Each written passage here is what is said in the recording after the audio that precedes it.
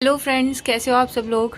तो आज ये वीडियो रिकॉर्ड हो रही है 7 बजे और अभी ना मैं इंस्टा स्क्रॉल कर रही थी तो वहाँ पे एक लाइन थी कि हंसने मुस्कुराने का जो सफ़र होता है वो मायके तक होता है लड़कियों का, उसके बाद लड़कियाँ नसीब की मोहताज होती हैं।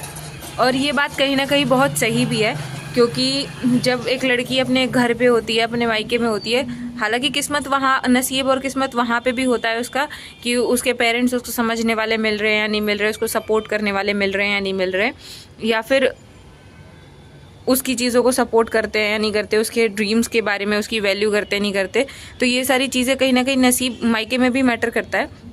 बट जो हंसने मुस्कुराने वाली चीज़ें होती है ना, वो मायके तक ही रह जाती है, क्योंकि आप खुल के हंस सकते हो, बोल सकते हो।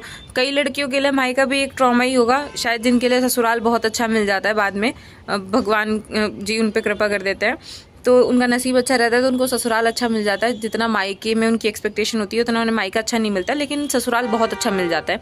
तो ऐसी भी काफ़ी लड़कियां होती हैं, और काफ़ी लड़कियां ऐसी भी होती है जिनको मायका बहुत अच्छा मिला होता है लेकिन ससुराल उसका बिल्कुल अपोजिट मिल जाता है।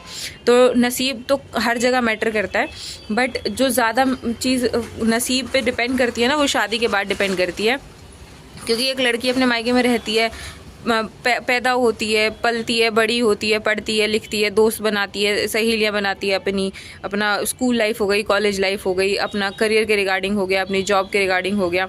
बहुत सारी लड़कियां ऐसी हैं कि अपने मायके में रहती हैं तो इतना खुश रहती हैं, उन्हें वैल्यू दी जाती है। और जब वही लड़की शादी हो के अगले घर जाती है ना, तो मैं सभी घर के लिए नहीं बोल रही हूँ, कुछ घर के लिए बोल रही हूँ।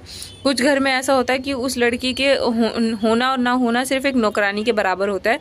मतलब जब घर के काम कराने होंगे या अपनी सेवा करानी होगी तो वो लड़की आपको सबसे पहले दिमाग में आ जाएगी कि हाँ अभी वो तो है ना, उससे ये काम करा लेते हैं, उसको ये काम बोल देते हैं।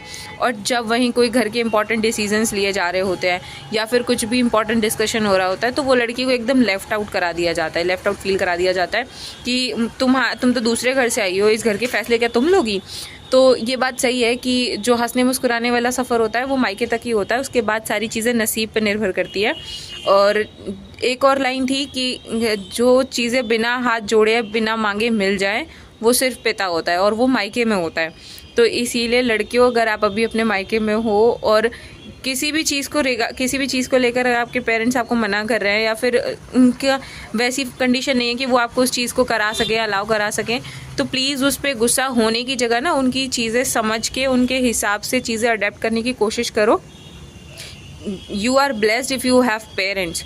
अगर आपके पास पेरेंट्स हैं तो आप ब्लेस्ड हो, और वो सबसे ज़्यादा बड़ी चीज़ है, उससे ऊपर कुछ नहीं होता है।